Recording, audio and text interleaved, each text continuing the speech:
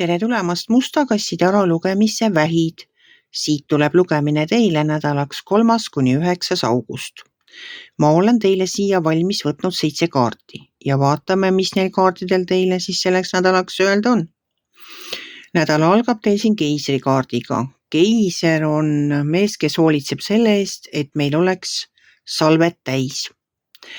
Tema vaatab, et meil kõike jätkuks, et oleks meil pidevalt kõik eluks vajalik olemas. Kõht täis, katus pea kohal, piisavalt raha ja hea tervis, mis meil veel muud vaja võib minna. Tema kõrval on sauade kuninganna. Sauade kuninganna on üks särav isiksus. Minu jaoks on ta üks karismaatiline naine. Tema on enesekindel, iseteadlik, särav, tark loomulikult. Ta teab täpselt, kes ta on. Ta teab ka seda, et ta on täpselt seal, kus ta olema peab. Tema ei pea kellelgi luba küsima. Tema ei pea kellegi heakskiitu ootama.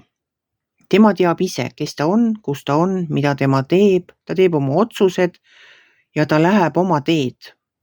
Temas on nii palju seda sihikindlust ja julgust teha seda, mida tema õigeks peab. Ta on väga särav.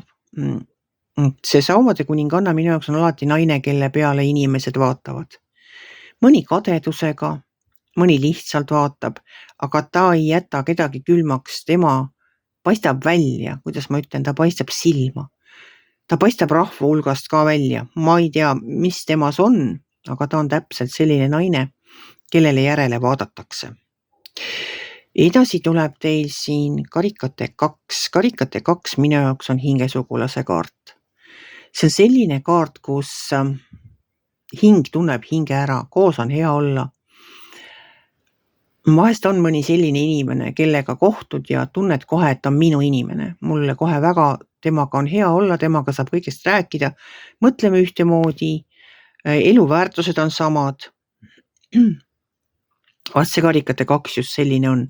Sellist inimest, kellega saab kõigest rääkida, kellega ei pea kontrollima iga sõna, kellega saab olla,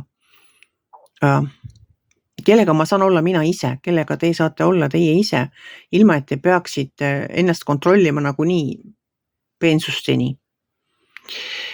Et sellist inimest mina soovin küll kõikide ellu. Et meil on ikkagi vaja seda inimest, kellega koos olla on hea. Koos telekat vaadata, koos asju arutada. Et nagu super. Edasi tuleb sauade 6. Sauade 6 on võidupärja kaart. See on selline kaart, kus teie pingutusi märgatakse, teid edutatakse, teid premeeritakse, teid märgatakse. Et see on ka väga hea, kui sa ei ole märkamatu, vaid sinu pingutusi märgatakse, patsutatakse kas või õlale või lihtsalt nähakse seda, et te teete head tööd. Mis iganes vallas, kas oma töö juures või mõne hobiga. Edasi tuleb kaariku kaart. Kaarik on üks kiiremaid kaarte kaardipakis.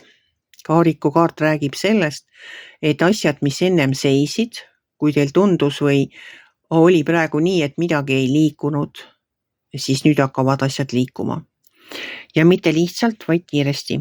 Asjad hakkavad väga kiiresti liikuma, nii et olge mees ja hoidke oma eluohjad enda käes, sest kaarik viib elu edasi ja väga kiiresti. Edasi tuleb teil siin karikate rüütel. Karikate rüütel on inimeste inimene.